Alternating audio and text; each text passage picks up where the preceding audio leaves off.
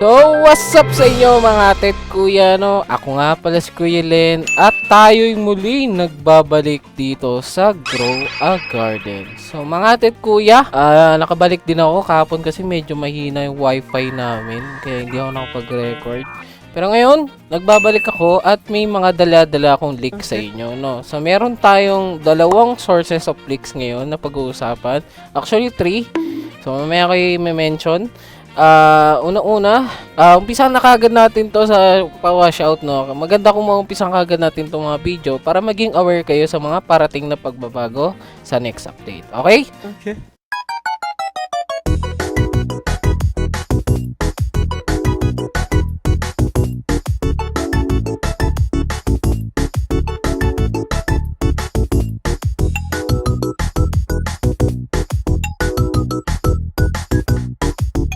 Okay mga tit kuya, pag-usapan na natin yung next update. So kung hindi nyo pa alam or hindi nyo pa nakikita, ang next update is about Zen event. Okay? So balak ni Jandel na ibalik yung mga past event na similar dito, katulad nung Hungry Plant and yung Easter. So expect yung Zen event is quite similar dito sa event na to, no? Sabi dito, kung nakita nyo ng event tab, no, magkakaroon ng bagong seeds, tranquil team pets, new features and cool admin weather, no? So magkakaroon tayo ng madaming na namang pagbabago. Of course, mawawala lahat ng dinosaur team kasi nga magiging Zen team na yung update, no? Para siyang Japanese kung titignan nyo, pero Zen yung tawag. Ewan ko bakit Zen. So sinearch ko yung Zen, hindi pala siya parang Japanese, para siyang Buddhism, no? So it's about peace, okay? Parang gano'n, no? Parang gano'n yung pagkakaintindi ko sa Zen. And yun. Anyway mga tit kuya, let's start na, no. Pag-usapan na natin mga parating na leaks, no. Umpisa muna natin doon sa source na pinakakinukuhanan ko, which is yung RGL leaks, no. Unahin natin sa mga parating na bagong sprays, okay? Isa-isahin ko lahat ng bagong parating na sprays, okay? Una-una is yung wet spray, disco spray, bird dance spray, and windstock spray. Okay, so kuya, bakit ba mahalaga itong mga spray na to? Bakit mo ba kailangan i-mention pa itong mga to? Kasi mga tit kuya, kung di nyo alam, maapektuhan nito yung economy pagdating sa pets. Okay, kung di nyo alam, may mga certain pets na nagbibigay nitong mga mutation na to. Katulad ng Disco Bee. Ay, wala pala akong Disco Bee dito. Yung nasa ko pala. Example, Disco Bee, Scarlet Macaw, yung Pterodactyl, yung Sea Turtle. So, pwedeng bumaba yung value nila kasi magkakaroon na ng spray, no? Tapos yung event pa na katulad ng disco na nakukuha lang to yung may event abuse si Jandel, 'di ba? So, mapapansin nyo, pwedeng bumaba yung value ng pet dahil dito sa pagdagdag nito mga bagong spray na to. So, yun yung nakaka-apekto doon and dapat nyo malaman, lalo na kung pet holder kayo nito mga pet na to or gusto nyong ibenta or gusto nyong i-trade for another pet, maaaring bumaba po ang mga value na next update. Okay, hindi ko sinasabing bababa maigay, pero may chance na may maraming mag-offer sa inyo mababa, lalo na kung magiging available siya for crafting katulad ng ibang spray. Diba yung dito naman nakikita nyo yung ibang spray is craftable unless ito ay galing sa merchant lang din makukuha na very rarely sold. Kumbaga, minsan nyo lang siya makikita. Ibig sabihin, hindi masyado makaka-apekto. Pero, nandun pa rin yung part na magiging available na siya for everyone, di ba? So, next na titignan natin mga tit kuya, walang iba kundi ang mga bagong parating na seeds. Okay, hindi pa to yung final. Pero mamaya papakita ko sa inyo ibang leaks na nakita ko dun sa isa pa. Ito muna, dito muna tayo mag-focus sa RGL. So, yung mga bagong parating seeds is yung Soft Sunshine, Spider Lily Seed, Spike Mango Seed. So, tatlo pa lang yung nakikita ko, pero doon sa mamaya papakita ko, meron pang iba, okay? So, hindi ko alam kung yun yung finalize, kaya hindi ko masasabi. And about naman sa pets dito, sa kinukuhanan ko, magkakaroon ng bagong egg, which is yung Zen egg. And yung another pet na na-leak is yung koi fish, okay?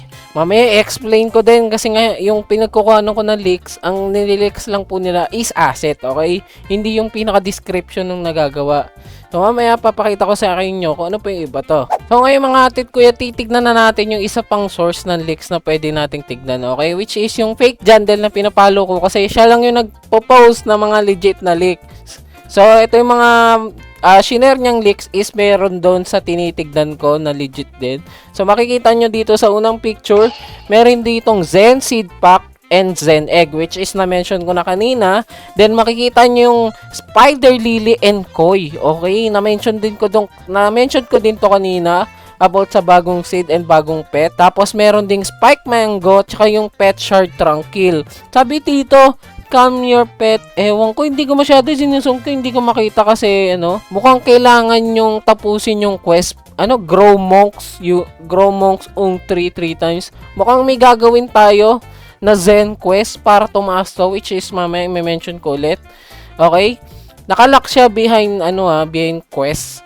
So mamaya ko may mention, pero i-focus tayo doon sa mga available pa lang. So napapansin ko kung nababasa nyo, yung Koi po, ang ability po ng Koi is nagbibigay ng pet egg lock, no?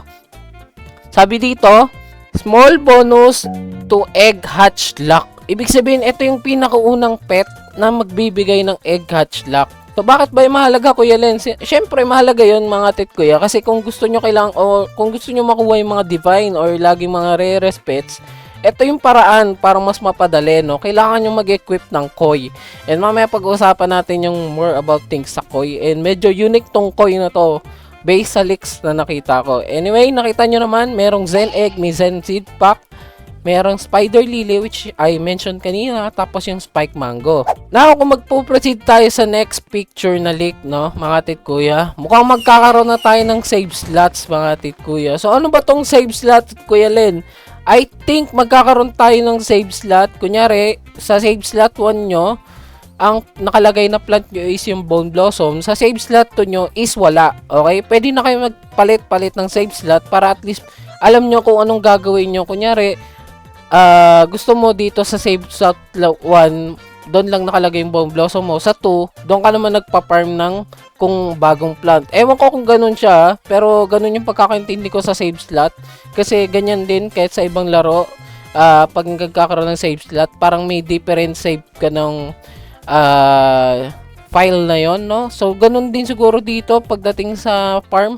Ewan ko kung yung save slot na bago is mag-i-restart ulit sa pinakaumpisa. Kunyari, wala siyang expand. Mas maganda yun actually para kung magta-try kayo ng Mooncut method, mas madali.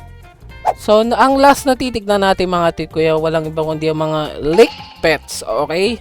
So, pag nakita natin dito sa taas, mag-focus muna tayo sa taas, okay? Makikita natin dito yung Shiba Inu, ni Honzaru, Tanuki, Tachuzoru, Kappa, magtataka kayo bakit starfish, ano lang yan, placeholder. Tapos yung Kitsune, mga tit kuya. So, nakikita nyo naman, pati yung percentage nila. Wala tayong idea kung ano pa yung mga ability nila. Pero baka bukas pa natin malaman. Pero makikita nyo meron ng leaks na about dito sa mga... Siguro ito yung nasa Zen Egg, no? Sila yung makukuha nyo sa Zen Egg. So nagtataka kayo, kuya, bakit wala yung Koi? Okay? Makikita nyo yung Koi sa baba. May iba't ibang kulay. According sa pagkakaintindi ko, kung naintindihan yung unang picture kanina, ang Koi is similar sa hamster, no? Nabibili siya sa ibang paraan. Katulad ng hamster na nabibili siya through summer coins. So, similar din doon siguro yung Koi. And makikita nyo dito sa baba, okay, pag nag-focus tayo doon sa Koi part, merong iba't ibang kulay ng Koi. Ibig sabihin, may iba't ibang variant ang Koi. Hindi gold or rainbow yung tinutukoy ko. Kumbaga, yung pinaka kulay nila, meron siyang iba't iba. So, kung magko-collect kayo ng Koi, hindi ko alam kung finalize na to. Kung magko-collect kayo ng Koi, madaming iba't ibang itsura ng Koi. So, for sure, marami sa inyo magko-collect ng puro Koi na iba't iba. Lalo na kung may 8 equip tayo. Ilan ba to? 1, 2, 3, 4, 5, 6, 7, 8, 9. So, 9.